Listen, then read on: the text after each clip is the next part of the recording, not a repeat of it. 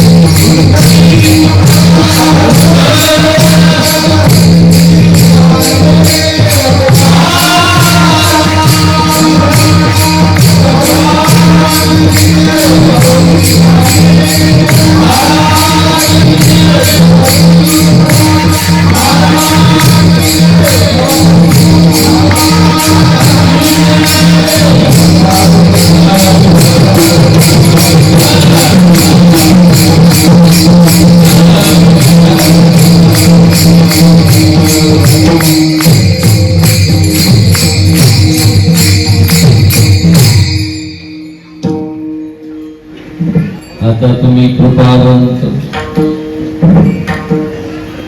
साधू संत जीवन लोकटे ते करा माझे भार तुझे तुम्हाशी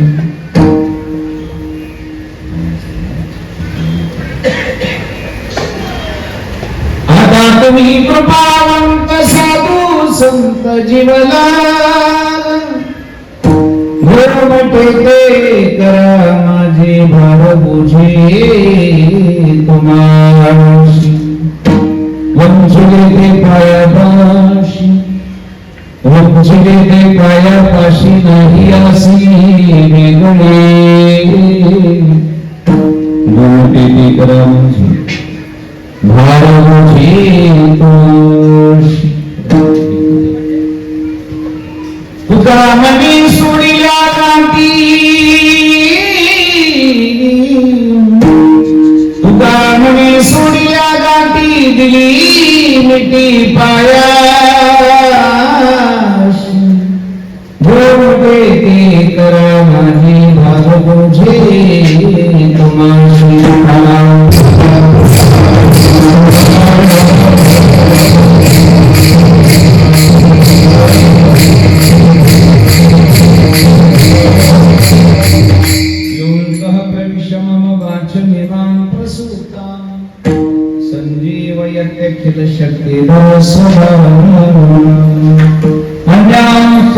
चरण श्रवणात प्राणानमो भगवते पुरुषाय तुभ्यं समजन सर्वजन सांगणीला जगन्ने हिंद प्राणी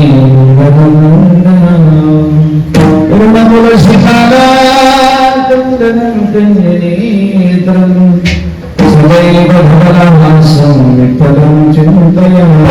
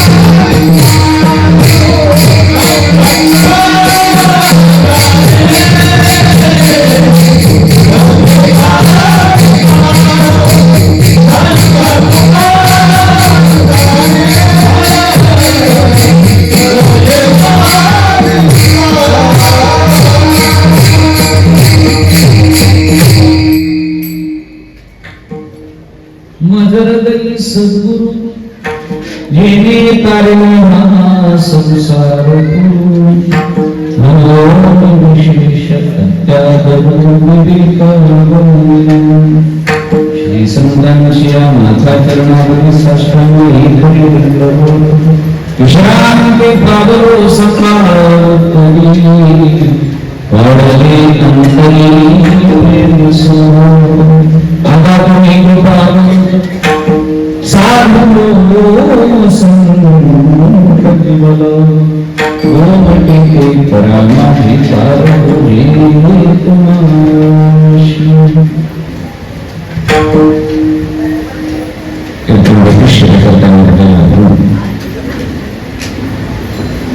महान भक्त जगद्वंदनीय जगद्गुरु संत श्रेष्ठ शिवलिंग श्री तुकाराम यांचा चार चरणाचा गोड असा आपल्या सर्वांच्या परिचयामध्ये असणारा सुंदर असा अभंग आहे. या अभंगामध्ये जगद्वंदनीय जगद्गुरु तुकोबाराय संत महात्म्यांकडे अलौकिक अशा प्रकारची एक मागणी करतात.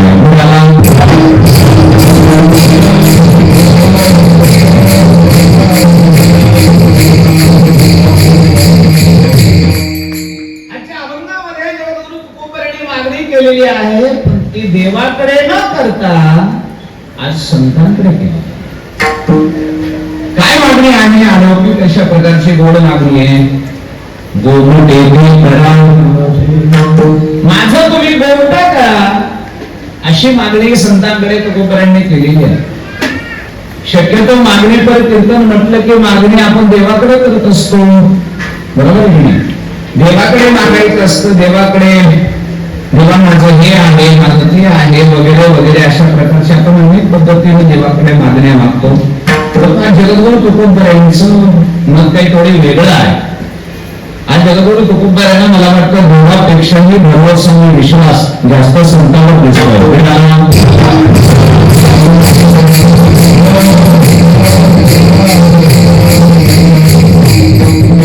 अनेक प्रश्न आहेत अभंगामध्ये. देवाकडे मागायचं सोडून तुकोबाराय संतांकडे का मागत असावे? त्याला कारण काहीतरी असावे. का बरं? देव देऊ शकत नाही का? देव तुमची मागणी पूर्ण करू शकत नाही का? देव तेवढा सामर्थ्यवान नाही का? मग देवाला सोडून तुम्ही संतांकडे आज मागताय, याचा अर्थ काय होतो? का संत देवापेक्षा सामर्थ्यवान आहेत असं तुम्हाला म्हणायचंय? देव कमजोर आहे का? किंवा देवाकडे तेवढं सामर्थ्य नाहीये का जेवढं संतांकडे आहे? असं काय कारण आहे? आज देवाला बाजूला ठेवलंय आणि तुकोबारायांनी संतांकडे मागणी केली. याला 100% काही ना काही मोठं गहन कारण आहे.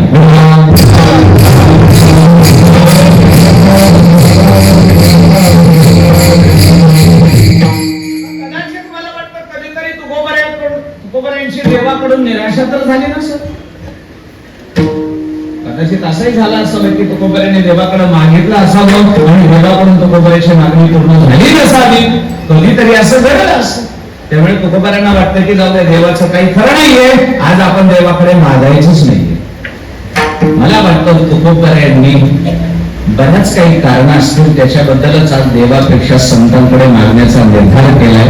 काय निर्णय आहे, त्याच्यावरले काय प्रश्न आहेत, त्याच्या काय शंका आहेत, काय मागणी आहे, याचं विस्तृत विवेचन म्हणजे आपलं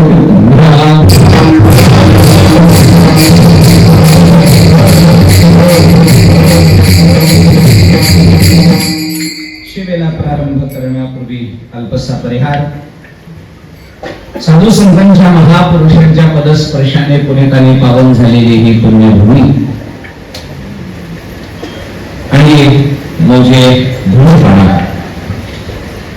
आपल्या या पुण्यभूमीमध्ये वार्षिक नियमाप्रमाणे जगद्वंदनीय जगद्गुरु संत श्रेष्ठ श्रीमंत श्री तुकोबारायांच्या वीर उत्सवाच्या निमित्ताने वैकुंठ गमन सोहळ्याच्या निमित्ताने गोड भव्य आणि दिव्य अशा प्रकारच्या अखंड हरिनाम सप्ताहाची आपल्या या ठिकाणी सुरुवात आहे, चालू आहे. मोठ्या आनंदाने उत्साहाने आभारवर्धांच्या गावकरी मंडळींच्या सहकार्याने परिश्रमाने हा सोहळा मोठ्या आनंदामध्ये सुरू आहे. आणि मला वाटतं आपल्या सप्ताहाचा उपांत्य दिवस म्हणायला अडचण नाही, कारण उद्या बीज उत्सव आहे. जगद्गुरु तुकोबारायांचं वैकुंठ गमन आहे आणि उद्या संध्याकाळी काही कीर्तन सेवा नाही. खरं तर आजचा अभंग उद्या झाला असता. उद्या संध्याकाळी कीर्तन सेवा जर असती तर आजचा अभंग उद्याच्या कीर्तनकारला घ्यावा लागला असता. परंतु उद्या कीर्तन नसल्यामुळे आपल्याला आजच मागणीवर अवलंबून निवडावा लागला ते मात्र सत्य. असं उपांत्य सेवा म्हटलं की वारकरी संप्रदायामध्ये जागराची सेवा, याला जागराची सेवा म्हणतात. थोडक्यामध्ये उद्या परवा फायनल होईल, पण फायनल जिंकायच्या आधी एक मॅच जिंकावा लागतो, त्यावेळेस फायनल मध्ये जात आहे. कोणता असतो बरोबर. सेमी फायनल जर हरला तो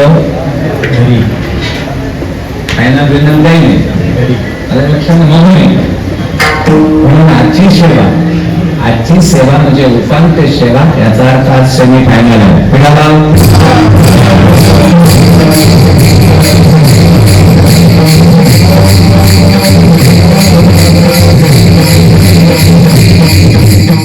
गोड कार्यक्रम आहे, सुंदर वातावरण आहे, मनमोहक वातावरण आहे.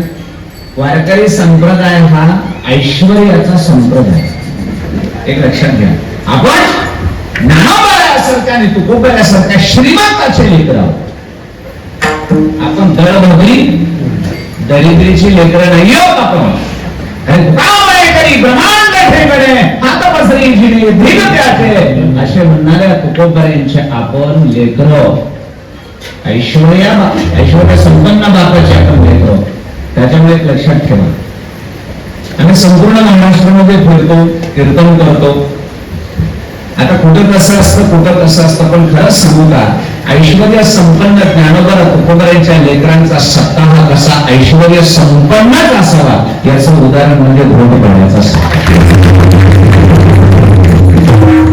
आपण जीवनामध्ये एवढे ऐश्वर्याने राहतो, आपल्या घरी एवढं ऐश्वर्य, आपल्या परमार्थामध्ये ऐश्वर्य का नसावं? 100% असं, 100% असलं.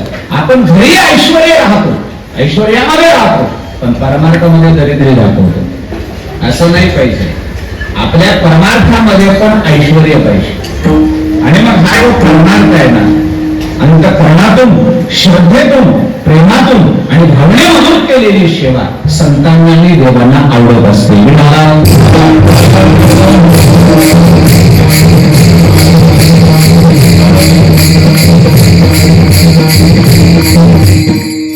शिस्तबद्ध कार्यक्रम, गोड असा कार्यक्रम, भजन शिस्तबद्ध, बसणं श्रोत्यांचं शिस्तबद्ध, टाळकरी शिस्तबद्ध, मृदंगाचार्य शिस्तबद्ध, साऊंड सिस्टीम शिस्तबद्ध, कीर्तनकार शिस्तबद्ध, सगळे शिस्तबद्ध. आणि अशा शिस्तबद्ध कार्यक्रमामध्ये बोलत असताना जगद्गुरु तुकोबांचं प्रमाण आहे. भजन हे असंच असलं पाहिजे, रेंगाळलेलं, पेंगाळलेलं, जांभळ्या देऊन, आरस देऊन, मध्येच टाळकऱ्यांना टाळ ठेवून कुठेतरी जाऊन थोडस तोंड मोकळ करून येणं असं नाही चालत. भजन ते ओंगाळवाने आणि मग नरका जाणे चुके. नरकाला जावं लागतं. त्याच्यामुळे परमार्थातली तत्व आपण जेवढीही शिरसाबंद तुकोबाऱ्यांची, ज्ञानोबाऱ्यांची म्हणून कीर्तनकाराने हे त्या शिस्तीमध्येच बोलावं. ज्ञान विरहित गोष्टी कराव्या, प्रेम भरी वैराग्याच्या युक्ती, जेणे करुण मूर्ती अंतरी कसे नसे हरीची, ऐशी कीर्तन मर्यादा ही संतांची विधान.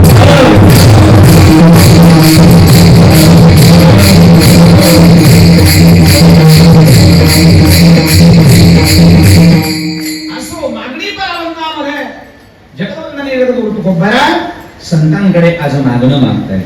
का बरं कुणाकडे मागावं? संतांकडेच का मागितलं? सज्जन हो, जीवनामध्ये मागायची वेळ कुणावरच येऊ नये.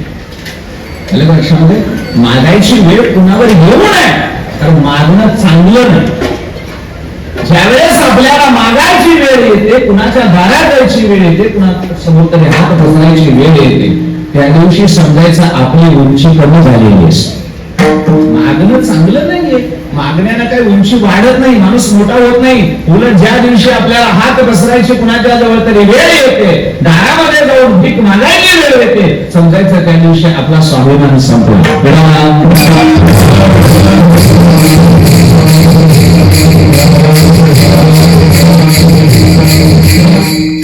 देण्यामध्ये वजन आहे, घेण्यामध्ये नाही. देणारा मोठा असतो, मागणारा लहान होतो. मागणाऱ्याची उंची कमी होतो कधी लक्षात ठेवा. तो केवढाही असो, ज्या दिवशी त्याला मागायची वेळ येईल का कुणाकडे तरी समजायचं त्याची उंची कमी नाही. माणसाचं सोडा, माणसाला तर उंची माणसाची कमी होईल याच्यामध्ये वादायचं नाही. देवाला सुद्धा जर कधी साऱ्या जगाला देणारा देव, पण त्या देवाला जर कधी कुणाजवळ मागायची वेळ आली तरी ज्याचं गगनावर वाढ नाव आहे एवढा मोठा देव, पण मागायची वेळ आल्यावर त्याची सुद्धा उंची कमी होते.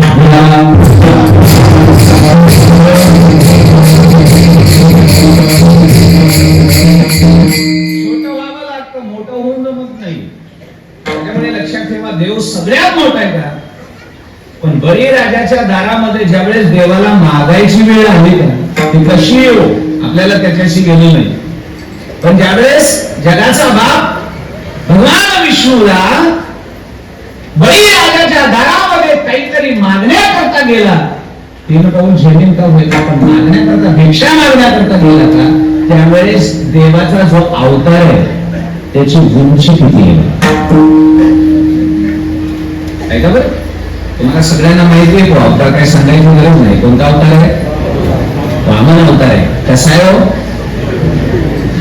उंच आहे काय, त्याचं नावच भटू आहे. कशासाठी माहिती आहे तुम्हाला? देवाला वामन अवतार उंची का कमी करावी लागली? बळीराजापेक्षा उंची जास्त नाही. त्या दिवशी वामन छोटा आहे, बळी मोठा आहे. कारण जगाच्या बापानं संकेत देऊन गेला सगळ्या जगाला, ज्या दिवशी मला सुद्धा कुणाजवळ मागायची वेळ येते का मला सुद्धा उंची कमी करून द्यावं लागतं.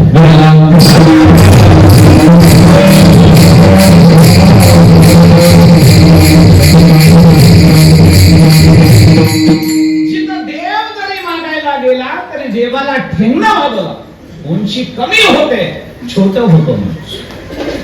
देव छोटा होतो म्हणजे आपण छोटे होणार नाही. त्याच्यामुळे म्हटलं सांगा, त्याच्याकडे मागणार त्याच्यापेक्षा आपण छोटे आहोत. आणि बळीराजाची आई बोलली, महाराज देवाला त्या दिवशी स्वाभिमानानं बोलली, देवाची किंमत कमी करून बोलली. देवाला म्हटलं बळीराजाची आई, देवा खरं सांगू का, आज मला इतका आनंद झालाय, इतका आनंद झालाय. देव म्हणले, नेमका कशाचा एवढा आनंद झालाय? देवा खरं सांगते, मी भाग्यवान आहे जगातल्या सगळ्या माईपैकी. देव म्हणले, कसं काय? बघ देवा कशी मी भाग्यवान आहे, आज माझा मुलगा तुझ्यापेक्षा मोठा आहे आणि जगाचा बाप माझ्या मुलाच्या दारामध्ये भीक मागतो. मी किती भाग्यवान माये लक्षात ठेव. त्याने मस्त दोहा म्हटलाय, भला हुआ सती नहीं गई विरोचन की साथ. माझा नवरा, माझा पती विरोचन ज्यावेळेस मृत्यू पावला का देवा, त्यावेळेस मी सती चालली. बळीराजाची आई बोलते तर, तेव्हा माझा पती विरोचन ज्यावेळेस गेला त्यावेळेस मी माझ्या पती बरोबर सती चालले. पण मला नारदाने सती जाऊ नारदाने सांगितलं, तू सती जाऊ नकोस, कारण तुझ्या गर्भामध्ये दिव्य असा बालक जन्माला येणार. ऐक, तू जर सती नाही गेलीस आणि त्या बाळाला जन्म दिलास तर असा पुत्र तुझ्या पोटी जन्माला येणार आहे. जगाचा बाप त्याच्या दारामध्ये भीक मागायला येणार आहे, असा पुत्राला तू जन्म दिलास असं मला त्यांनी सांगितलं. पण मला काही खरं वाटलं नाही. पण खरं सांगू का देवा, आज तुझ्याकडे बघून मला त्या संतांची वाणी खरी वाटते. बरं झालं मी सती गेले नाही. भला हुआ सती नहीं गई विरोचन की साथ, ऐसा पुत्र पैदा किया जो प्रभु पसारे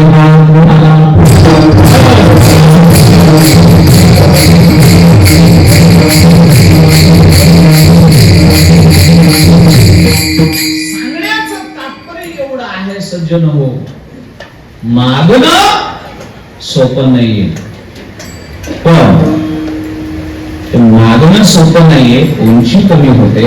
पण कधीही लक्षात ठेवा, कुणाकडे मागण्याने उंची कमी होते आणि कुणाकडे मागण्यानं कमी होत नाही याचं वर्म माहिती. आलं लक्षामध्ये?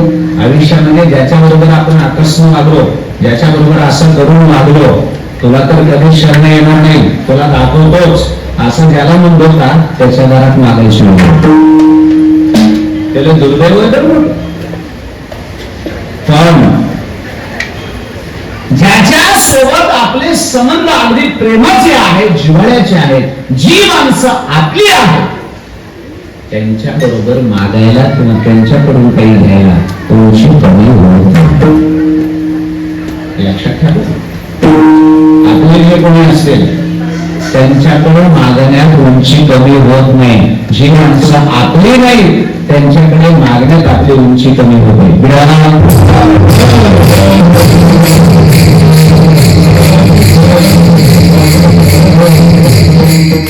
अभंगामध्ये शब्दच कसा आलाय, मी तुमच्याकडे मागतोय म्हणजे माझे तुम्ही परके नाहीये, जीव असा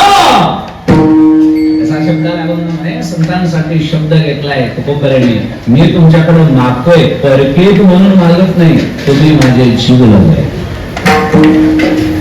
जीवलग असल्यामुळे मी आणि जिथे जीवलग आहे, जिथं जीवाचा जिव्हाळ्याचे संबंध आहे, ज्या नात्यामध्ये त्या नात्यामध्ये मागितल्यानं आपली उंची कमी होत नाही.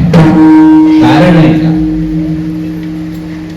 भिकाऱ्यानं आपल्याकडे काहीतरी मागणं ही त्याची भीक आहे. ते दिली काय नाही दिली काय तो आपलं काही करू शकत नाहीये. आपला त्याचा काही संबंध आहे, दिली तरी व्हावा नाही दिली तरी व्हावा, कारण ती भीक आहे. कारण घेणाराचा घेणाराशी काहीही जिव्हाळ्याचा संबंध काही नाही आहे संबंध, त्याचं नाव भीक आहे. त्याच्यामध्ये काय बात आहे, मजुरानं काम केलं 2 दिवस तुमच्या इथे आणि त्यानं त्याचा मोबदला मालकाकडे मागितला, तिथंही त्यानं दिला आणि त्यानं घेतला, तिथंही जिव्हाळ्याचा काही संबंध नाहीये. तो त्याचा हक्क होता, तो त्यानं घेतला. पण याच्या पुढे चला बरं, जिव्हाळ्याचा एका ठिकाणी संबंध आहे, तिथं मागायलाही तेवढाच प्रेम आहे, मागणाराचंही प्रेम आहे आणि देणाराचंही तेवढंच प्रेम आहे. एक आहे का, लेकरं ज्या वेळेस आपल्या आई वडिलांकडं काहीतरी हट्ट करून मागतात, काही मागू द्या, कितीही मागू द्या, राग नाही. देणाऱ्याला द्यावं लागतं आणि घेणारा घेतो. या तिसऱ्या गोष्टीमध्ये फरक आहे. ऐका बरं, देणाराचा घेणाराचा जिव्हाळ्याचा संबंध.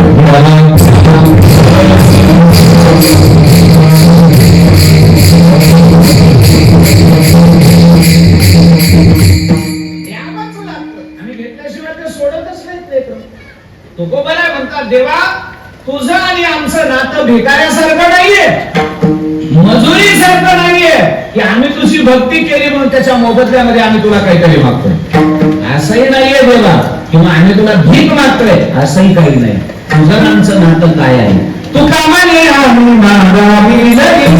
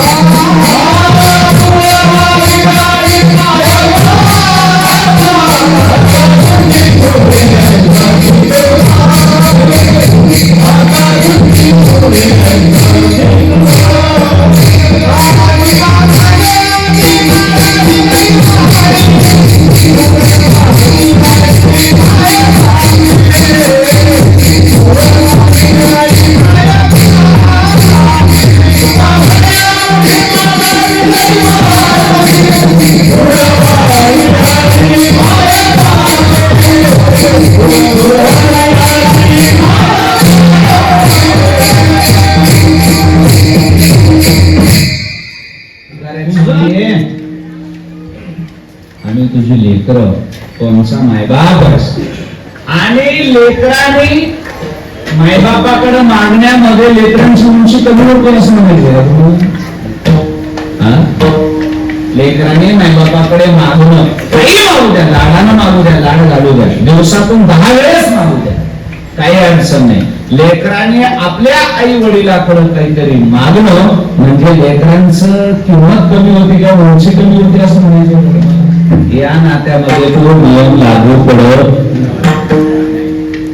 मागण्यानं उंची कमी होते ते व्यवहारामध्ये, जिव्हाळ्याच्या नात्यामध्ये मागण्यानं उंची कमी होत नाही. त्याचं नाव लढीवाळपणा.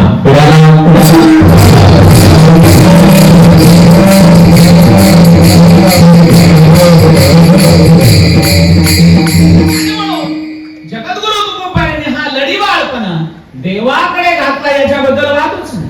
पण लक्षामध्ये आलं तुकोबांच्या देवाकडे लाड घातला आपण खरे, देवाने आपले लाड पुरवले, बरेच पुरवले, पण काही लाड पुरवले पण बऱ्याच गोष्टींमध्ये देव आपले लाड पुरवू शकत नाही. देव आपली इच्छा पूर्ण करू शकत नाही, कारण देवाला काही गोष्टीमध्ये बंधन आहे. देवाला बऱ्याच काही गोष्टींमध्ये बंधन आहे. त्याच्यामुळे देवाकडे लाड घालून काही उपयोग नाही, देवाकडे मागून आणि प्रश्न करून काही उपयोग नाही. पण काही गोष्टींमध्ये देव सुद्धा आपली इच्छा पूर्ण करायला असमर्थ आहे.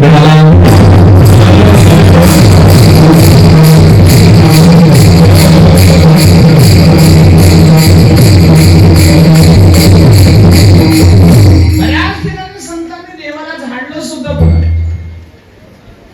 उदार बनवून घेतोस, तुझ्याकडे आलो होतो तुझी कीर्ती ऐकून, पण देवा खरं सांगू का, तुझ्यामध्ये आमची इच्छा पूर्ण करण्याचा सामर्थ्य नसल्यामुळे ऐक, आम्ही आता माघारी सांगू. उपयोग नाहीये तुझ्या दारामध्ये. नाव ऐकून आलो होतो, तू मोठा उदार आहेस ना, पण इथं आल्यावर कळालं तुझ्यासारखं कंजूस कुठेच नाही. आम्हाला नंतर होतं तुझ्याकडे निघालो. कारण आहे बरोबर, काही गोष्टींमध्ये देवापेक्षाही संत समर्थ आहे. ज्या गोष्टी देवाला देता येत नाही, देवाला बरीच बंधन आहे, ती बंधन संतांना नाही. ज्या गोष्टी देवाला देता येत नाही त्या गोष्टी संत देऊ शकतात.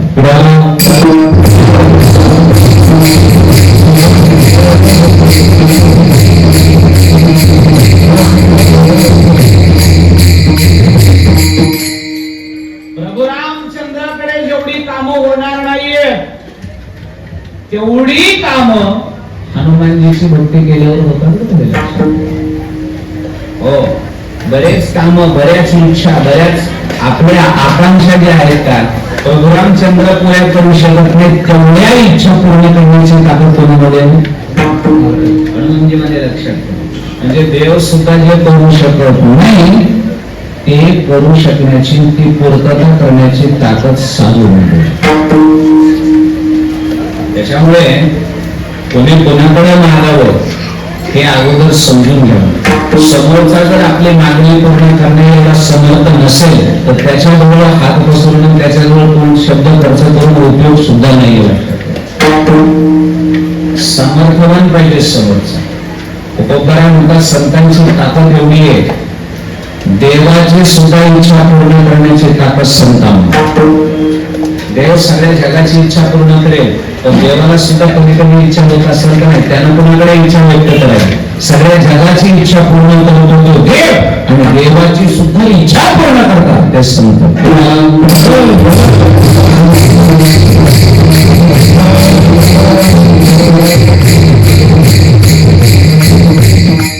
काही गोष्टीमध्ये देव सुद्धा असमर्थ आहे. लक्षात ठेवा, काही गोष्टी अशा असतात. आता अज्ञानी माणसानं प्रश्न पडला, अज्ञानी माणसाला जर एखाद्या गोष्टीचा प्रश्न पडला तर त्यानं कुणाच्या दारात जावं, कुणाकडे जावं? ज्ञानी माणसाकडे जावं. त्याच्यामध्ये वादच नाही. तर ज्ञानी अज्ञानाचा प्रश्न सोडवायला समर्थ आहे, त्याच्याकडे ज्ञान आहे. त्याच्यामुळे अज्ञानी माणसाला जर एखादी कमतरता भासली त्याच्यामध्ये, ज्ञानामध्ये किंवा प्रश्न पडला तर त्यानं कुणाकडे गेलं पाहिजे? ज्ञानी माणसाकडे गेलं पाहिजे. फक्त तू शरण गेलं पाहिजे. दादागिरी जमत नसते तिथं. हे आपल्या संप्रदायाचं वर्ण आहे. तद्विधी प्रणिपातेन परिप्रश्नेन सेवया उपदेक्षन्ते ते ज्ञानेन तत्त्वदर्शनं.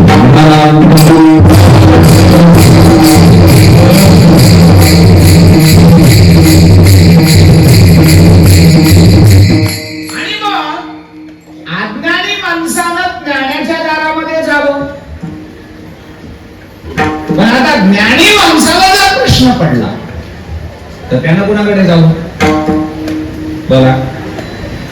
अज्ञानाने ठीक आहे बाबा, अज्ञानी विचार त्याला ज्ञान नाही म्हणून तो कुणाकडे गेला? ज्ञानाकडे गेला. पण ज्ञानाला प्रश्न पडत नाही असं म्हणायचं का तुम्हाला? पडतो ना. ज्ञानी माणसाला सुद्धा प्रश्न पडतो. मग ज्ञानी माणसानं त्याच्यासाठी त्यानं कोणाकडे जावं, कोणाच्या दारामध्ये जावं असा प्रश्न आहे. आणि सांगू का, अज्ञानी माणूस कुणाचाही ऐकत असतो श्रद्धा ठेवून. ज्ञानी माणसाला कोणी समजून सांगू शकत नाही. ते मोठं विचित्र असतं. त्याला ज्ञानाचा अहंकार असतो. त्याला सवय असते सांगायची, ऐकून घ्यायची नाही. लक्षात घे. मला सांगणं वेगळं, कीर्तनकारांना कीर्तन सांगणं लय कठीण. कारण आम्हाला सांगायची सवय असते, ऐकून घ्यायची. तसं एक लक्षात ठेवा.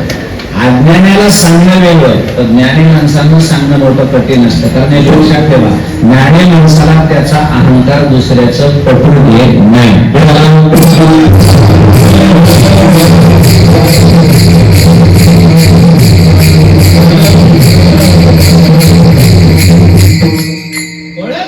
एक लक्षात ठेवा, ज्ञानी माणूस जगामध्ये कुणाचं ऐकतच नाही.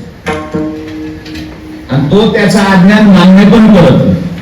अज्ञानी माणसं स्वतःचं अज्ञान मान्य करतात. महाराज आम्ही साधे माणसं, साधे बोलले माणसं, आम्हाला काय करताय तुम्ही सांगा, हे सहज बोलून जातात. ज्ञानी माणूस असा कोणासमोर कोणी बोलू शकत नाही. कधी बोलायला बघितलंय? पण कधी लक्षात ठेवा, इथे या जगात पूर्ण ज्ञानी कोणीच आणि कळत नाही ना काय करावं. अहंकारामध्ये एक जणांना 12 वर्ष काशीला पडून गेली, विधवता पूर्ण झाली. आणि मग वापस आल्यावर कुणीच ऐकतच नसायचं. माझंच ऐका म्हणायचं, मी विद्वान आहे, काशीचा पंडित आहे. मला कुणी जर सांगायला गेलं का अहो पंडित हे असं नसतं, हो हे असं करावं लागतं, मला सांगतो अरे मी पंडित आहे, माझं ऐका आणि मला विचारा प्रश्न. नाही जर कुणाच्या प्रश्नाचं उत्तर दिलं तर मग बोला. आणि मग महाराज असं प्रत्येकाला अपमान करत ह्याला त्याला अपमान करत राहायचं. प्रत्येकाचा त्याचा अहंकार इतका वाढत गेला. कुणालाही म्हणायचा काही प्रश्न असला तर विचार, मी ज्ञानी आहे. त्यांनी सांगितलं तर नाही प्रश्नाचं उत्तर दिलं, त्या दिवशी आचार्य ही पदवी सोडून देऊन तुझा बोला. असं प्रश्न विचारत निघलेला आणि विद्वान होता. प्रत्येकाच्या प्रश्नाचं उत्तर देऊन टाकायचं. लोक गप्प बसायचे, बापरे काय विद्वान. या दिवशी रस्त्याने चालला होता, कोणी एक जण आला होता ते स्वयंपाक करणार. काय म्हणतात तुमच्याकडे? आचार्यच म्हणतात. आचार्य नाही हो, आचार्य विद्वत्तेतला असतो. स्वयंपाकात आचार्य म्हणजे अवघड आहे. आचार्य बरोबर, आमच्याकडे त्याला आचार्य म्हणतात. आणि मग ते आपलं पूर्ण आलेलं होतं, स्वयंपाक करणारं चांगलं होतं. त्याच्या खांद्यावर ते आपले बुंगे गाळायचे, काय म्हणतात त्याला, झाडे होते 2-3. आणि मग इकडून चालल्यानंतर याची त्याची वेळ झाली. त्याची वेळ झाल्यावर यानं त्याला ठरवलं नाही माणसानं. त्यांना सांगितलं कोण आहेस? म्हणला मी स्वयंपाक करणारा आचार्य. काय काय येतो तुला? मला काही येतो. तुला पाककलेचं ज्ञान आहे का? माझ्या इथं शास्त्रोक्त पाककलेचं ज्ञान आहे का? तुला जर पाककलेमध्ये काही प्रश्न पाहिजे असेल तर मला विचार, मी प्रश्नाचं उत्तर देतो. त्यांनी सांगितलं नाही दिलं उत्तर माझ्या प्रश्नाचं. मला मी पाककलेतलं नाही, कुठलंही विचारेल. माझं काय? अरे कुठलंही विचार म्हणलं मी ज्ञानी, काही अडचण नाही. आहे, मला काही अडचण नाही, त्याच्याशी संबंधितच विचारतो, पण विचारतो ना माझ्या प्रश्नाचं उत्तर जर नाही दिलं मला तर पुन्हा काही खरं नाही. तर तो विचार मला आणखी मी हारलेलोच नाही, निर्णय. मग त्यानं ते झाडे खाली ठेवले आणि त्याच्यातला सगळ्यात बारीक बळाचा झाडा काढला. छोटे छोटे बल असतात ना, सगळ्यात छोट्या बलचा काढला आणि त्याच्या पुढे असा दोघांच्या मधात धरला. मला सांग माझ्या प्रश्नाचं उत्तर, मी कोणत्या बळातून तुझ्याकडे बघतोस?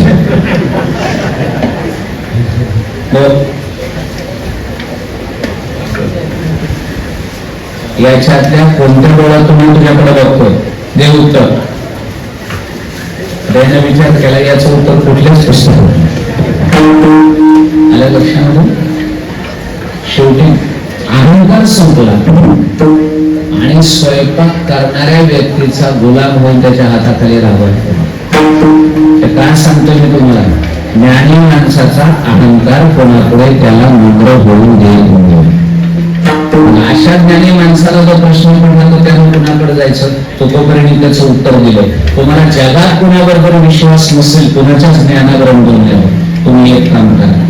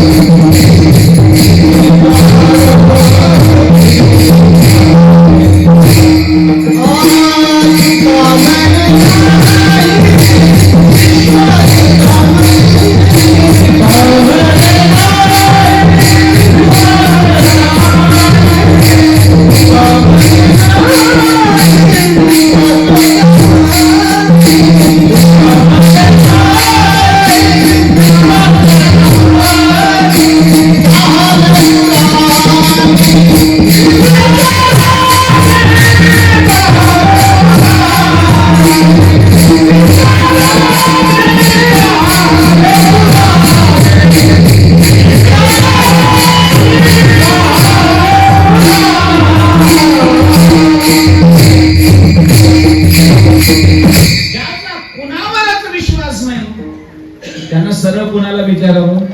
तुका म्हणे नाही विश्वास ग्रंथानी पहावे पुराणे. ज्याला विश्वास नसेल कुणाच्या ज्ञानावर, त्यानं सरळ कुणाकडे जाऊ नये, त्यानं सरळ पुराणाकडे, ग्रंथाकडे आणि शास्त्राकडे जाऊ. तुका म्हणे करू विचारावे ग्रंथी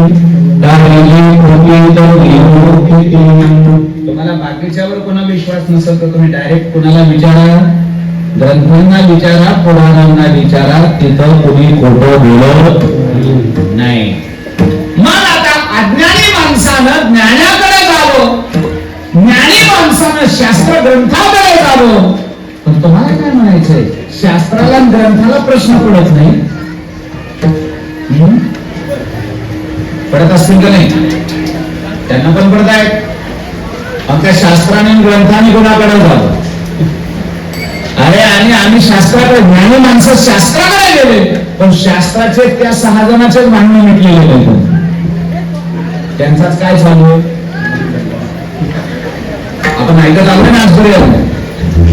आम्ही ज्ञानी माणसाने शास्त्राकडे जावं, शास्त्र चाळावे, उघडावे, बघावं आणि शास्त्राला विचारावं तर करावं काय? ज्याच्या दारात गेलो त्यांचा 6 जणांचा वाद चालू आहे, त्यांनाच आणखी काही कळलेलं. शास्त्रवाद सुरू आहे, शास्त्राची भांडण यासाठी 6 शास्त्रांचा आणखी वादच मिटलाय, त्यांचाच वाद सुरू आहे, त्यांनाच काही कळालेलं नाही. मग आता कुठे जावं? आता कुठं जावं? आता म्हणले शास्त्रालाही जर कळालं नसेल तर त्या ज्ञानानं त्याला सोडावं, शास्त्रही सोडावं आणि त्यानं वेदाकडे कुणाकडे जावं? शास्त्राच्या पुढची स्टेप वेदाकडे जावं, कारण वेद सगळ्यात त्याच्यापासून हे सगळं झाले. आणि मग त्या वेदाला विचार, महाराज म्हणले वेदाला विचारायला काय अडचण नाही हो, पण वेदालाच आणखी काही कळलेलं काय करावं? तू सुनता बाई वेदासी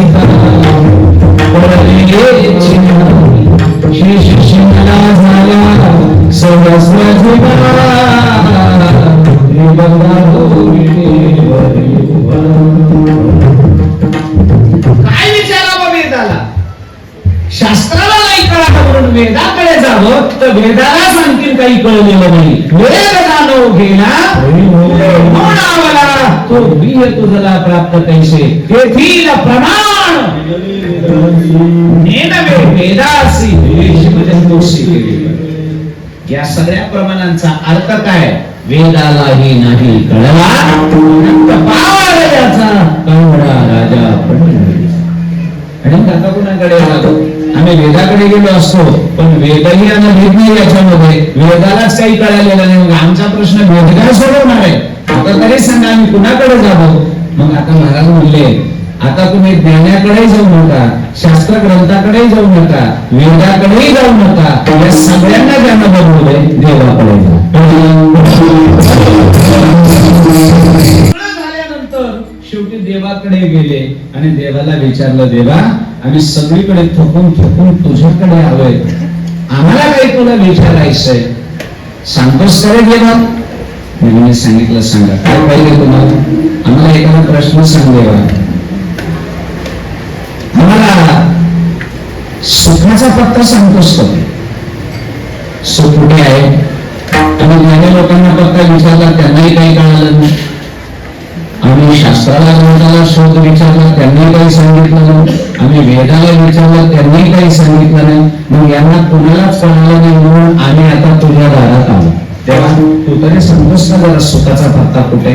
देवाने सांगितलं मला जर सुखाचा पत्ता माहित असता तर मी वैकुंठ सोडून संत सदनी कशाला आलो असतो.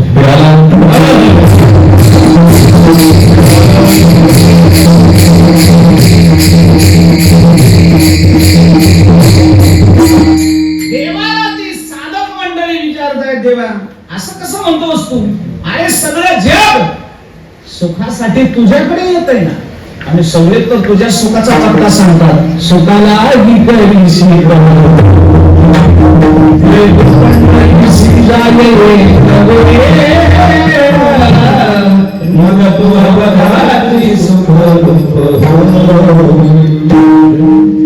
सर्व सुखाचे वापर कोमल, सर्व सुखाचे आदर सर्व सुखाचे आदर म्हणजे सगळी सुख कुठे येतो? देवाजवळ. बरोबर आहे की नाही? हे तुम्हाला म्हणायचंय पण देवाला विचारलं, देवाने खरंय का? देवाला हे खरं असतं, माझ्या घरी जर सुख असतं तर मी सुखासाठी दारोदार फिरलो असतो का? देवाच्या घरी जर खरंच सुख असतं, हा सर्व सुखाचा आदर असता तर देवाने स्वतः सुख ना. तुम्हाला सुखा कारणी देव वेडावला, ज्या सुखा कारणी देव वेडावला, वैकुंठ सोडोनी संत सोडोनी राहिले.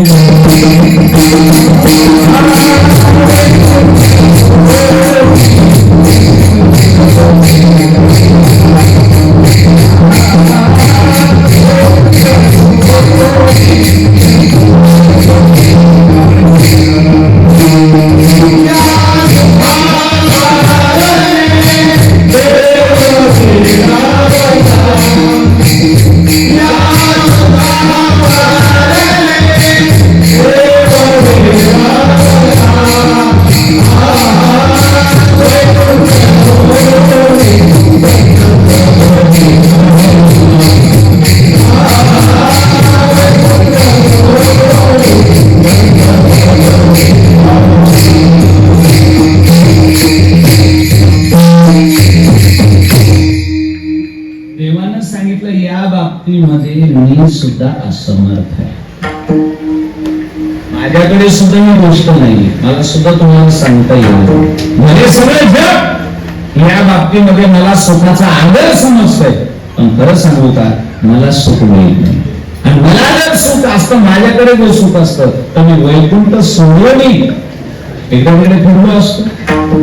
लक्षात घ्या, माझ्या धर्माचा जेवढं मी श्रृंखला तुम्हाला का सांगितली, कोण्या गोष्टीमध्ये देव सुद्धा ती तुमची इच्छा पूर्ण करू शकत नाही.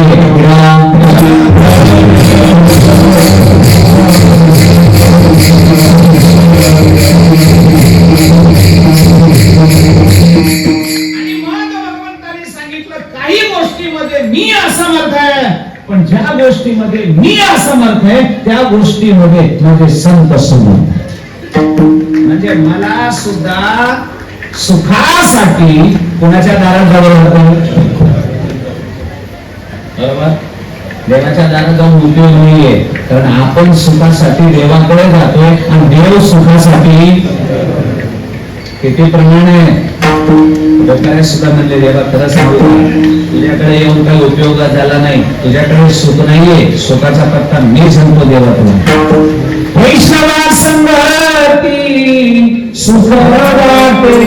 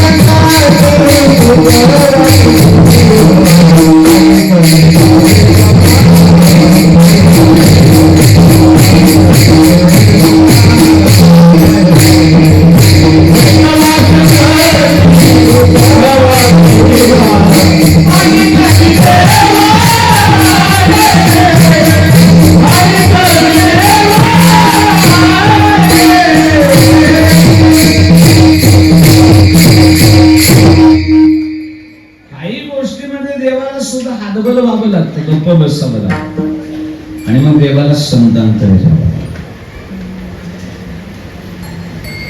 प्रभुरामचंद्रांचा प्रसंग सांगतो मी.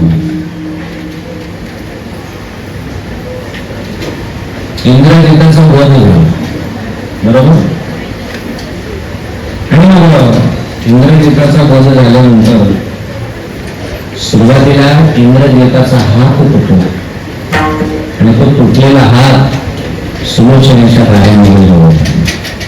प्रसंग तुम्हाला माहिती असेल, मला सांगायचं काय, हात तुटलेला बघितला सुलोचना बाहेर आला आणि ओळखला हा हात ही भूज माझ्या पतीची, इंद्रजिताची, नीलराताची. हो, काय झाले कळेना, वृत्तांत कळेना. पतिव्रता होती मला, शेषाची मुलगी, सामर्थ्य होतं, पतिव्रता होता.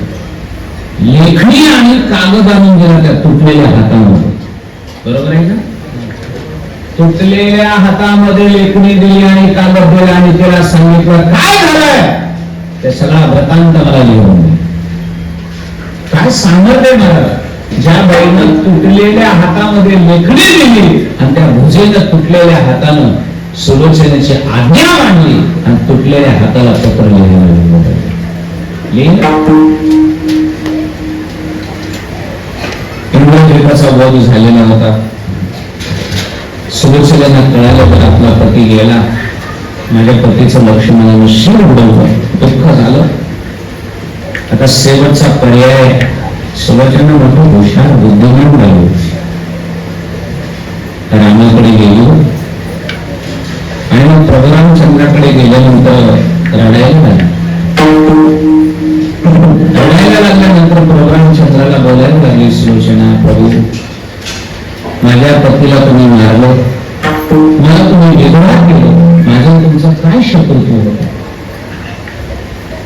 आता थोडस बाईची जाते, जास्त रडायला लागली, आक्रोश करायला लागली. प्रभुरामचंद्राचं हृदय तेवढं कोमल द्रवलं गेलं, इमोशनल झाले प्रभुरामचंद्र, भावनिक झाले.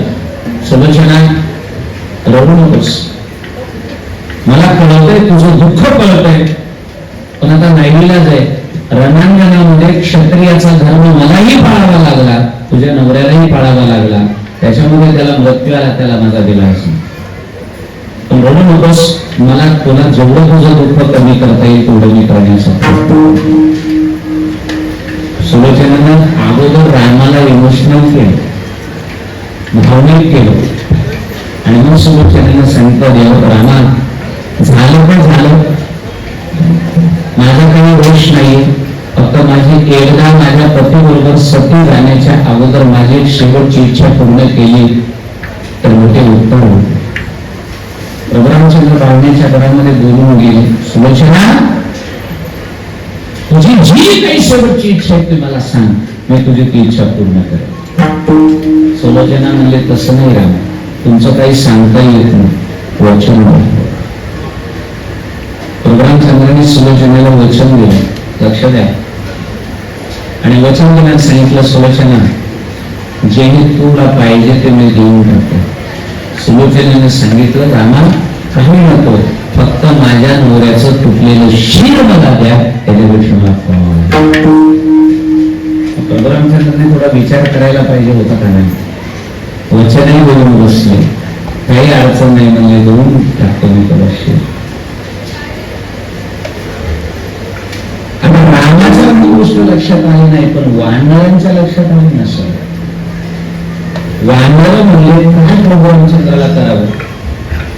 जी बाई तुटलेल्या हाताला पत्र लिहायला लावू शकते, ती बाईला शिर दिल्यावर ती बाई घराला धरून नवरा उठवू शकत नाही. एवढं तुम्हाला कळू.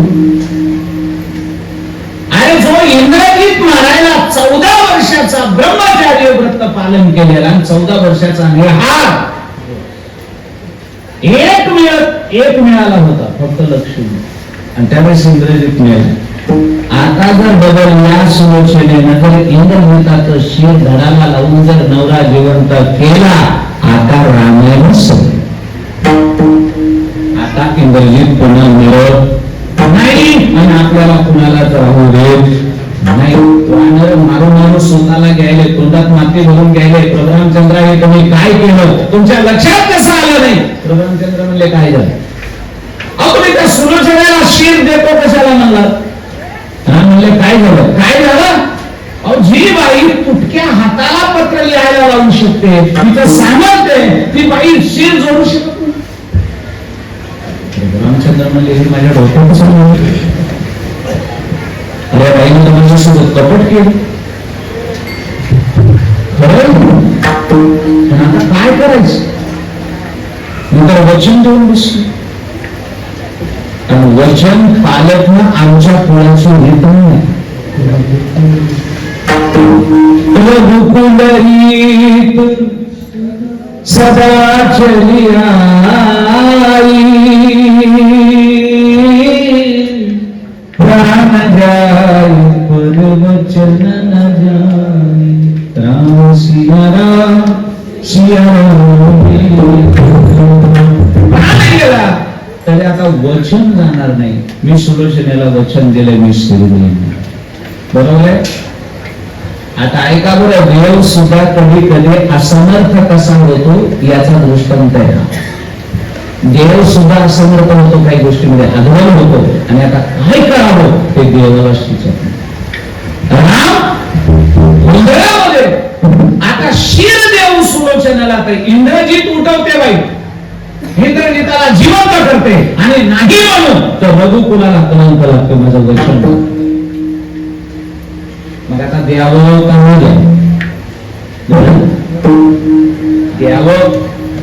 द्यावं तर इंद्रजित उठलाच, आणि नाही द्यावं, मी नाही देणार म्हणावं तर रघुकुलाला कलंक लागतो.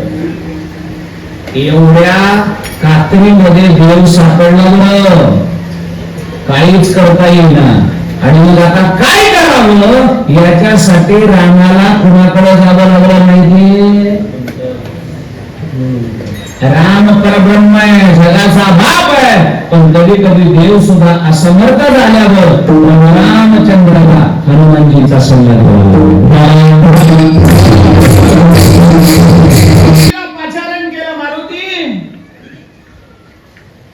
हनुमानजी आले. प्रभू का बरं एवढ्या घालून बोलत? सगळा वृत्तांत सांगितला प्रभू रामचंद्राने. हनुमंता तुझ्याकडे येण्याचं कारण आहे बरं. ऐक बरं, मी आता मोठ्या धर्म संकटामध्ये पडलो. काहीच कळत नाही गेलं. इकडे जाऊ तर इकडे जाऊ, शिर देऊ तर इंद्रजित उठतोय आणि नाही देऊ तर माझ्या वचनाला कलंक लागतोय. या धर्म संकटामध्ये मी पडलोय. मला काय करावं हे कळत नाहीये. मी असमर्थ झालोय या परिस्थितीला. आता याच्यातून मार्ग फक्त तूच काढू शकतोस हनुमंता. आता तूच याच्यातून मार्ग. देवाला सुद्धा कुणाकडे जावं लागलंय. याचं उदाहरण आहे. हनुमंतांनी सांगितलं जाईल, प्रभू घाबरायचं नाही, कारण बुद्धिमत्ता काय कमी आहे ना, काय बुद्धी चालवायची, कशी चालवायची, काय करायचं हनुमंतांना विचारा ना. विद्यावान दुनिया तिच्या प्रभू चरित सुनले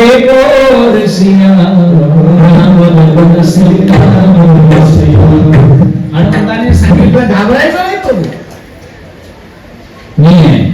मी सांगतो आता शिरही द्यायचं, वचनालाही कलंक लागणार नाही आणि इंद्रजितही उठणार नाही, याची सगळी व्यवस्था होती. आणि मग हनुमानजींचा सल्ला आहे तो शिर देण्याचा. आणि मग प्रभू रामचंद्रांनी सुलोचनेला शिर दिला. पण कसं दिलं काय तुम्हाला माहित नाही का? सांगावंच लागतंय. हनुमंतरायाने सांगितलं, प्रभू सुलोचनेला शिर द्यायचं. तेलाची कढई आणली, उकळवलं तेल आणि इंद्रजिताचं शिर उकळत्या तेलामध्ये टाकून तट तट तट भाजलं, निर्जीव केलं आणि मग सुलोचने शिरही देण्याचं वचन पूर्ण झालं. आणि निर्जीव भाजल्यामुळं पुन्हा इंद्रजित उठायचा संबंधच राहिला नाही. प्रभू रामचंद्राला सुद्धा धर्म संकटामधून काढतात. त्यांचं नाव सांगतो.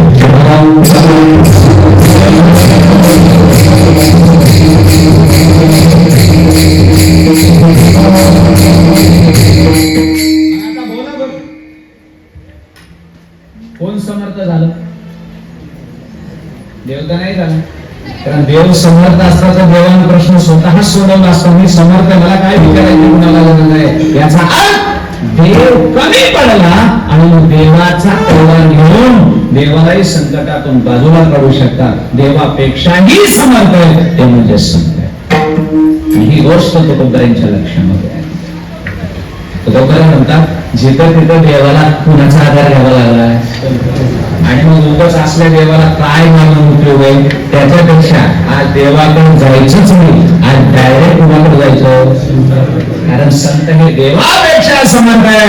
की बाब लक्षात आली, देव बाजूला ठेवला आणि हात जोडले. आता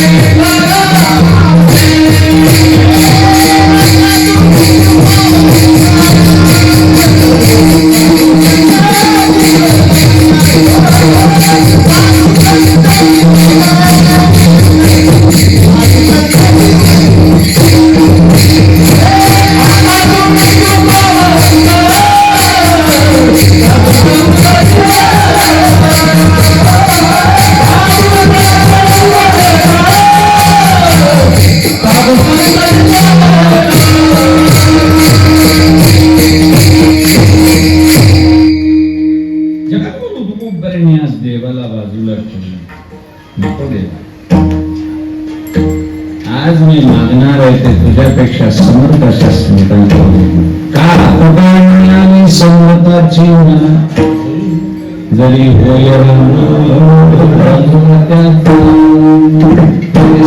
देवापेक्षाही समर्थ आहेत. म्हणून आज मी देव सोडलाय आणि संतांकडे आलोय. मी संतांना विनंती केलीये, सगळीकडे जाऊन आलोय. देवाकडेच नाही, देवापेक्षाही जेवढे जेवढे मी त्यांना जीवलग म्हणून होतो का, शब्दाकडे लक्ष द्या. अभंगामध्ये शब्द मगाशी सांगितलं, मागावा पुण्याकडे तर जीवलग लागतं, जीवलग नसेल तर मागू नाही. आता आम्ही कोणाकोणाला जीवलग म्हणून होतो आतापर्यंत हे पण लक्षात ठेवा. शब्द कसा आला अभंगामध्ये, आता तुम्ही, मग आता तुम्ही तर याच्या आधी कोण होत? अवश्य आता तुम्ही, याच्या आधी कोण? आताच्या आधी बरंच तुला कोण पाणी दिलंय. आता शब्द तसा आलेला नाही. आता शब्द कधी येतो? निर्वाणीला येतो. झालं गेलं सगळं सोडून द्या. माहिती आम्हाला खूप काही हे झालंय, आपण बघा शेवटी आता शब्द कुठे येतो ना? आता निर्वाणीला शब्द येतो मला, असं येते. आता तुम्ही, संतांना काय म्हटलंय? बाकी कोणी नाही, आता फक्त तुम्ही. मग आता तुम्ही तर याच्या आधी कोण हो? याचा अर्थ तुम्हाला आता कळालं तुम्ही जीवलग आहेत म्हणून, पण याचा अर्थ याच्या आधी तुम्ही कोणाला तरी जीवलग मानत होता. हो, मानत होतो, त्यांना जीवलग मानत होतो. त्यांच्याकडे गेलो, त्यांच्या केविवाण्या पाया पडलो. अरे बाबा, माझं कुणी गोमट करता का रे, माझं कुणी गोमट करता का रे. पण मी ज्यांना ज्यांना जीवलग म्हणत होतो त्याने एकानेही माझं गोमट केलं. मी कुणाला जीवलग नव्हतो म्हणत. भाऊ माझा, बायको माझी, पत्नी माझी, माता पिता माझे, मित्र माझे नव्हतो का आपण जीवलग नाही? त्यांना मानतो का नाही जीवलग? त्यांना मानतोय आम्ही जीवलग. तो खूप बऱ्या म्हणतात, मी या सगळ्यांकडे फिरलो, सगळ्यांकडे फिरलो, तुम्ही माझे जीवलग करता का माझं गोमट कोणी? माझं कल्याण करता का कोणी? तो बऱ्या म्हणतात, एवढ्याकडे फिरलो, पण त्याचा रिझल्ट काय माहिती? काहीच रिझल्ट आहे. पैसता संतांची संगती नाही कोणी जन्मती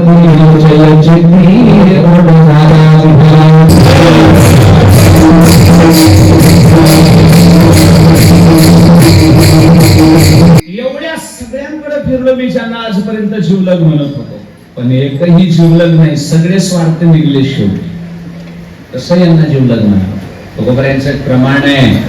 मी कोणाकोणाकडे गेलो, माता पिता बंधू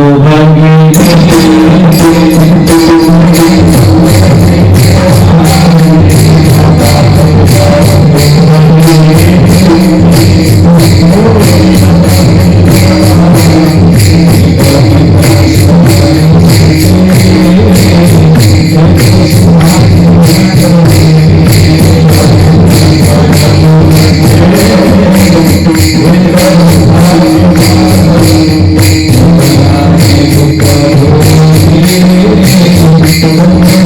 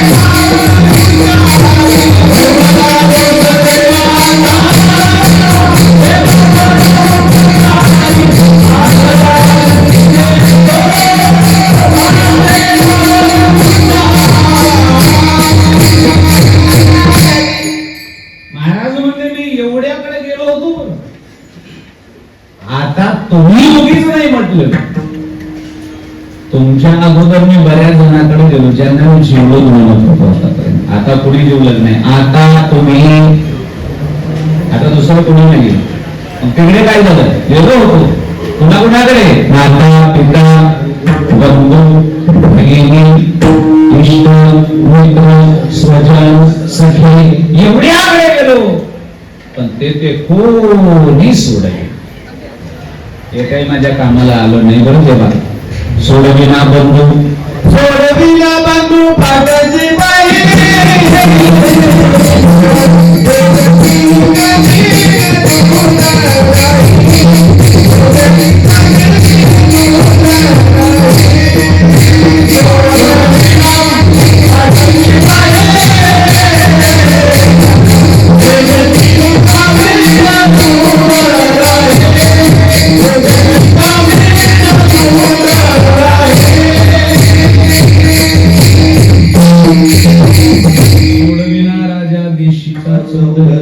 अनेक सोयरे भरे भरे. काहीच नाही म्हणत, विषयच नाही. सगळीकडे गेलो देवा, पण लक्षात आलं माझं कोणी नाहीये. याच्या पुढे जाऊन समजता देव सुद्धा नाहीये. कधी कधी दोष काढतो आणि बाजूला फेकतो. त्याच्यामुळे माझ्या लक्षात आलं माझं कोणतं फक्त तुम्ही करू शकतात म्हणून आता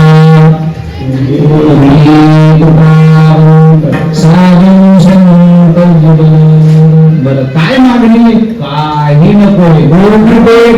करा माझी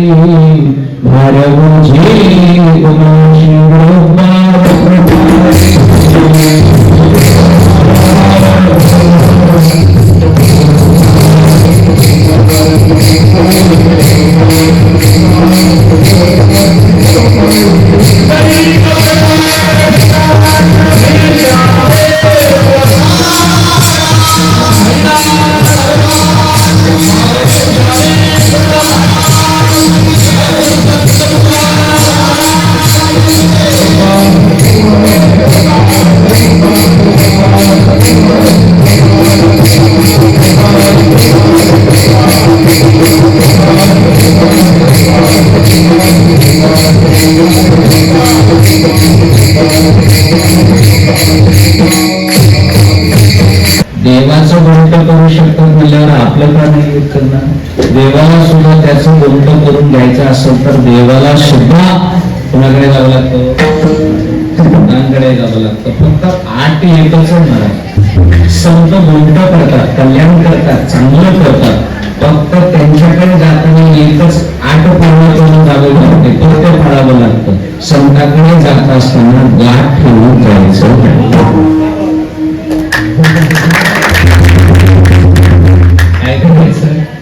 मनामध्ये गाठ ठेवून जायचं नाही. जी माणसाने सद्गुरूकडे संतांकडे मनात गाठी ठेवून गेली त्यांचं गोंट झालं नाही, त्यांचं वाटोळ झालं.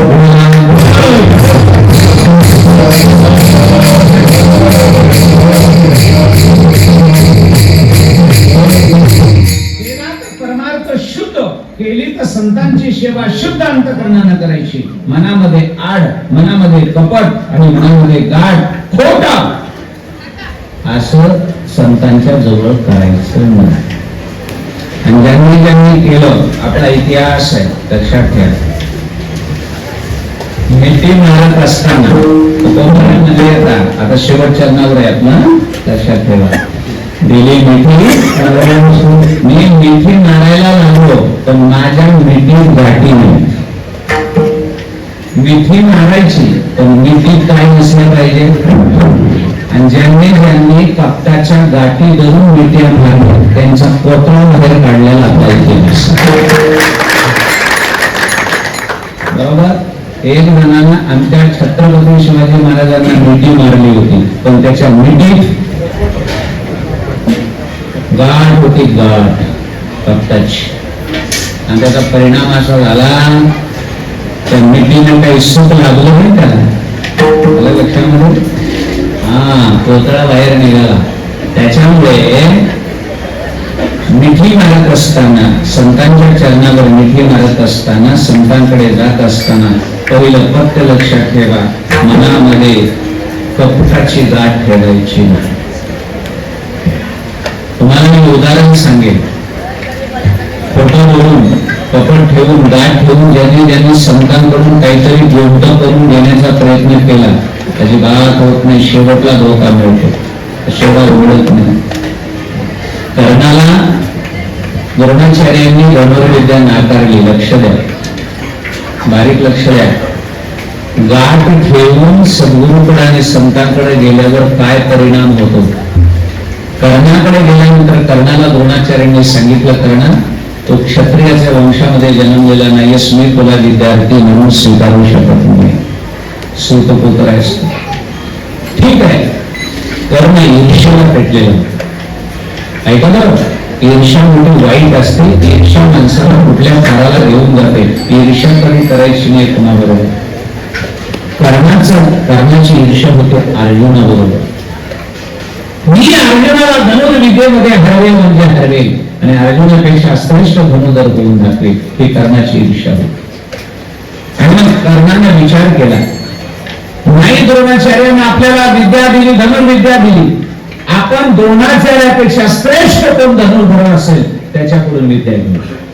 आणि मग विचारलं आणि लक्षामध्ये आलं, द्रोणाचार्यापेक्षा या प्रथम तणावर एकच धनुर्धर आहे जो धनुर्विद्या देऊ शकतो, त्याचं नाव परशुराम. आणि मग कर्णाने त्याचा मोर्चा कुणीकडे वळवला? परशुरामाकडे. आणि परशुरामाकडे धनुर्विद्येचं शिक्षण घेण्यासाठी कर्ण गेला. पण कर्णाने सांगितलं सांगणाऱ्यानं, बाळा परशुराम द्रोणाचार्यापेक्षा श्रेष्ठ धनुर्धराचे सद्गुरू आहेत, पण त्यांची एक आट आहे, ते फक्त आणि फक्त ब्राह्मण असलं तर शिकवतात, दुसऱ्याला शिकवत हा त्यांचा नियम. मग आता कर्ण ब्राह्मण होता का? कर्ण क्षत्रिय होता ना, पांडवाचं कुळ होतं ना, ते पहिला मुलगा ना कुंतीचा. पण कर्ण ईर्ष्येला पेटलेलं, आणि ईर्ष्येला पेटलेली माणसं कोण्या कारला जातील? काही गणितच काढू नका.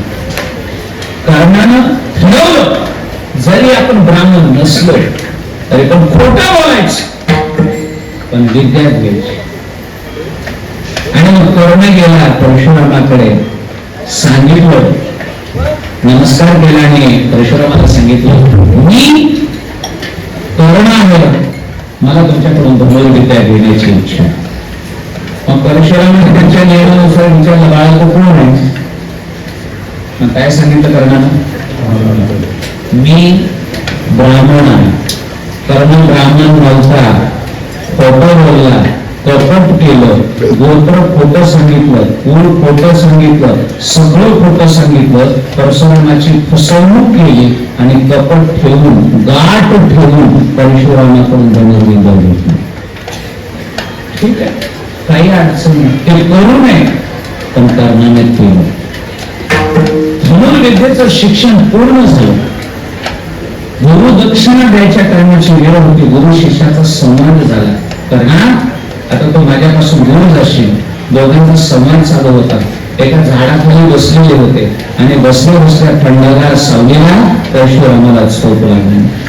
आणि झोप लागल्या परशुरामाने डोकं कर्णाच्या मांडीवर ठेवलं आणि परशुराम झोपे गेले. तुम्हाला प्रसंग सर्वांना माहिती आहे.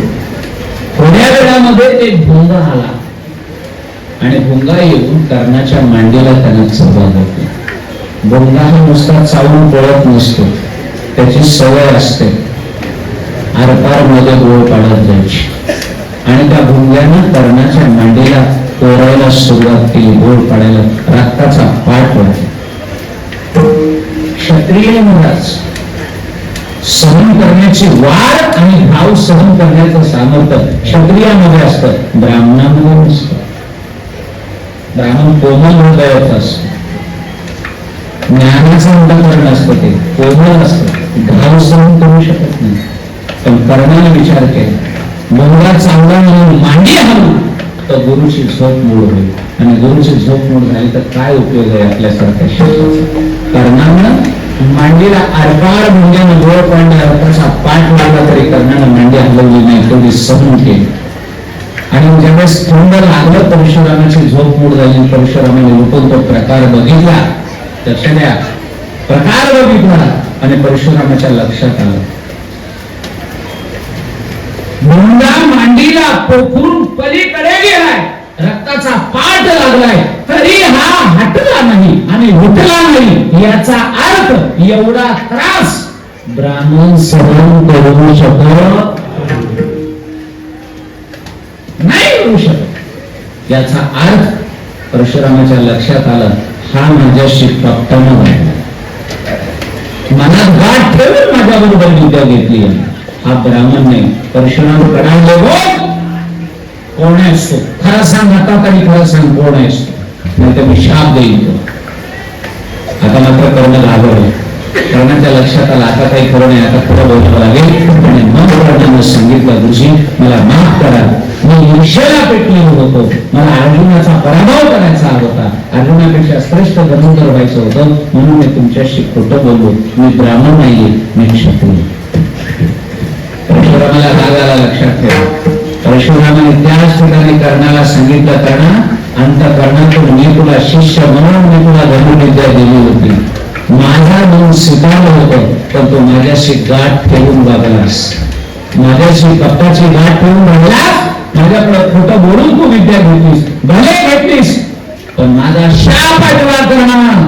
जरी माझ्याकडून तू धनुर्विद्या खोटं बोलून घेतली असतील, पण ऐन अंतिम वेळेला ज्यावेळेस तुला या माझ्या विद्येची गरज आहे, माझा शाप आहे तुला, माझा एकही मंत्र आणि एकही अस्त्र माझं तुला आठवणार नाही आणि तिथंच तुला नाश होईल.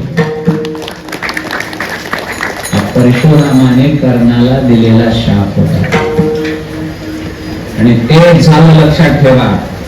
महाभारताच्या युगामध्ये कर्ण रथहीन झाला होता, रथाचा चाक उपसत होता आणि ज्यावेळेस बाण फिरत होता त्यावेळेस कर्णाला एकही अस्त्राचा मंत्र आठवला.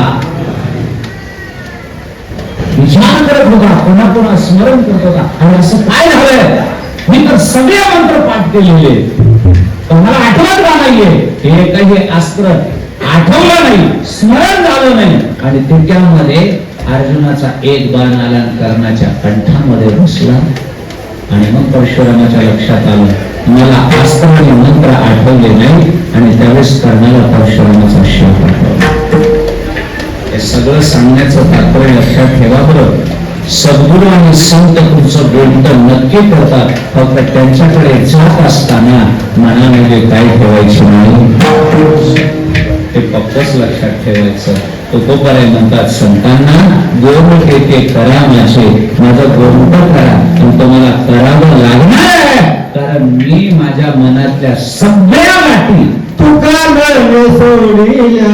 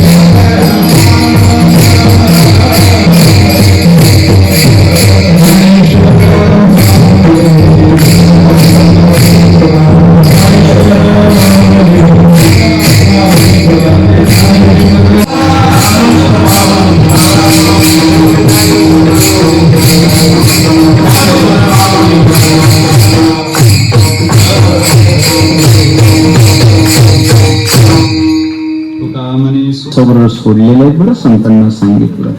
मग आता त्या गाठी किती प्रकारचे आहेत? विद्यते हृदय ग्रंथी छिद्यते सर्व संशयाः क्षीयन्ते चास्य कर्माणि तस्मै दृष्टे शब्दामध्ये संतांकडे मागणी. सर्व साधू संतांना आपण सर्वजण उपकरण शब्दामध्ये एवढंच मागणं आहे. आम्हाला जरी कशात आमचं गोंटे कशात कल्याण आहे आम्हाला कळत नसेल तरी तुम्हाला कळतंय. तुम्ही जाणकार आहात, तुम्ही जाणते आहात. फक्त कशात आहे ते असू द्या, फक्त एकच करा, देव मोठे ते करा, अशी मागणी करू.